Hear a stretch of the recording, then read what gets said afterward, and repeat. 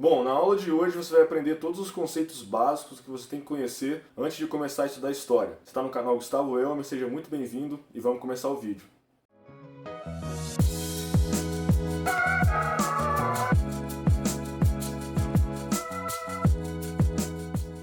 Bom, todas as disciplinas que você estuda na escola, elas têm um motivo de você estudá-las por trás delas. Nenhuma tá lá à toa. História, matemática, geografia, português, todas elas têm uma importância muito grande na nossa vida em sociedade. A história, que é a disciplina foco aqui do meu canal, eu gosto de defini-la como a ciência responsável por investigar e explicar o passado da raça humana aqui na Terra. E a história, assim como todas as outras disciplinas, ela tem uma importância muito grande pelo fato de que sem ela a gente não consegue entender o passado do ser humano, e se a gente não entender o passado do ser humano, a gente não entende o presente. Tudo que acontece hoje, 2020, é fruto de um processo histórico. Tudo que existe, tudo que nos cercam, derivam de outras coisas que aconteceram antes. E a melhor forma de você conhecer essas coisas que aconteceram antes é justamente estudando a história. Conhecendo o passado do ser humano, a gente consegue entender e explicar tudo que nos rodeia de forma muito mais fácil. Uma pessoa que entende o passado da raça humana tem uma percepção muito mais apurada do que é a realidade de tudo aquilo que a gente convive todos os dias. Então, quando você estiver estudando história, ou você lendo ou ouvindo o professor falar, você pode ter certeza que aquilo ali tem alguma relação com a sua vida ou com a vida de outras pessoas que vivem aqui no planeta Terra. Mas quem é a pessoa responsável por contar-nos a história e investigá-la? Essa pessoa é justamente o segundo tópico da aula de hoje, que é o historiador. E agora a gente vai falar dele. O historiador é o profissional responsável por investigar e nos contar a história do passado. Essa pessoa deve investigar e estudar os vestígios deixados por aquelas pessoas que estavam envolvidas em determinado fato histórico. Ou seja, se um historiador quiser estudar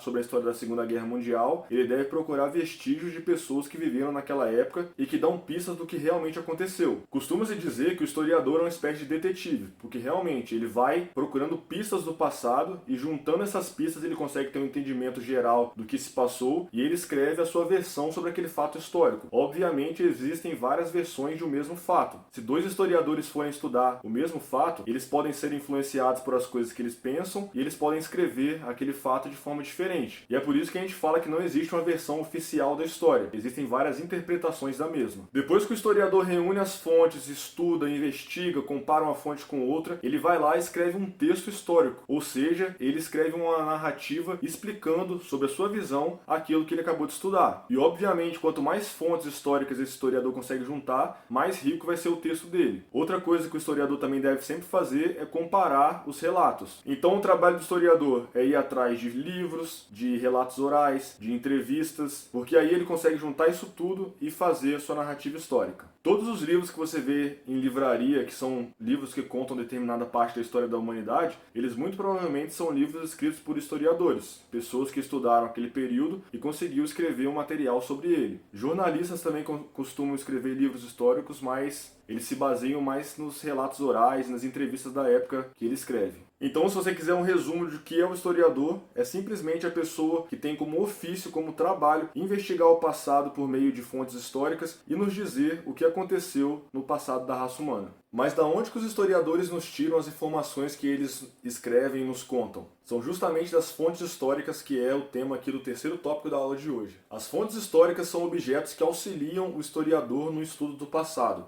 Tudo aquilo que foi deixado por pessoas que viveram em determinado período histórico podem ser usados como fontes históricas. Para você entender bem o que é uma fonte histórica, se você pegar uma foto em casa que a sua mãe tirou de você quando você era criança, aquilo é uma espécie de fonte histórica. É claro que é uma fonte histórica mais caseira, mas a partir daquela foto, a sua mãe, a pessoa que tirou aquela foto, consegue te contar uma história. Então é uma fonte histórica. Por quê? Porque dela emana informações do passado. Então o que o historiador faz? Ele pega essas fontes históricas, esses objetos deixados por outras pessoas do passado, estuda-os e depois escreve uma narrativa sobre eles. Agora eu vou te dar alguns exemplos de fonte histórica para você entender o que eu estou falando. As fontes históricas mais comuns são as fontes escritas, documentos, memorandos, diários, cartas e etc. Se hoje, dia 29 de fevereiro de 2020, eu escrever uma coisa no meu diário e uma pessoa daqui 50 anos pegar o meu diário e lê-lo, ele vai poder criar uma narrativa sobre mim. Por quê? Porque eu deixei algo registrado. E isso pode ser usado como uma fonte histórica. Outro exemplo, se você pegar minha certidão de nascimento, aquilo também é uma fonte histórica. Por quê? Porque é o meu primeiro registro aqui na Terra. Então, uma pessoa pegando esse documento, ela consegue tirar várias informações sobre a minha vida e depois escrever alguma coisa sobre ela. As fontes históricas mais comuns são os livros, obviamente. Pegando um livro aqui para dar de exemplo para vocês, essa pessoa aqui, o Jamie Pinsky, que é um historiador, ele, depois de muito estudar o passado dessas civilizações que ele escreveu o livro, ele conseguiu escrever um material próprio dele com informações que ele tirou de fontes históricas. Tanto que se você olhar aqui atrás, na parte da bibliografia, tem todos os livros que ele estudou para fazer esse livro próprio dele. Então, esses livros que ele estudou são as fontes históricas, é da onde ele tirou o conhecimento. E é por isso que eu disse aqui no vídeo que as fontes históricas não podem ser inventadas, elas têm que ser coisas físicas que realmente os povos do passado nos deixaram. Porque se eu inventar, digamos assim, uma fonte histórica, isso não vai ser mais uma história, vai ser uma ficção, que é uma coisa inventada, uma coisa que não condiz com a realidade. Dentro das fontes históricas, a gente pode falar também das fontes iconográficas, que se referem a imagens, ou seja, fotos, pinturas, esse tipo de coisa. Se um historiador estiver estudando o passado da Espanha e ele pegar um quadro pintado na década de 40 na Espanha e aquele quadro fizer referência ao cotidiano de determinada cidade da Espanha naquela época, ele pode usá-lo como fonte histórica. A questão das fotos é a mesma coisa. Se eu pegar uma foto famosa sobre um grande acontecimento histórico como a bomba atômica em Hiroshima, eu consigo delinear e escrever toda uma narrativa usando aquela foto como fonte histórica primária. Uma das fontes históricas mais famosas que existem no mundo são as famosas pinturas rupestres. São as principais fontes históricas que a gente tem para estudar a pré-história do ser humano. Como naquela época o ser humano não tinha uma escrita, ele não tinha um alfabeto, a melhor forma de a gente estudar e conhecer o dia a dia das pessoas que moravam nas cavernas é justamente estudar as pinturas que eles deixaram nas paredes das cavernas. Outro tipo muito comum de exemplo de fonte histórica são os objetos da época. Se você está estudando a Segunda Guerra Mundial e pegar uma arma de um soldado ou um capacete de um soldado, você consegue também usar esse tipo de objeto como parte da sua narrativa histórica. Outro tipo de fonte histórica também bem interessante são os registros sonoros. Músicas, gravações de rádio, discurso de algum político famoso e etc. Vamos supor que você quer estudar a década de 50 aqui no Brasil. Você pegar uma gravação de rádio daquela época, de um jornal dando notícias daquela época, você pode usar esse registro sonoro para explicar o passado e entender como as coisas funcionavam aqui na década de 50. Então os registros sonoros também são usados como fonte histórica. Por último, temos a fonte histórica que eu acho mais interessante, que são as fontes orais. As fontes orais são baseadas em relatos orais, ou seja,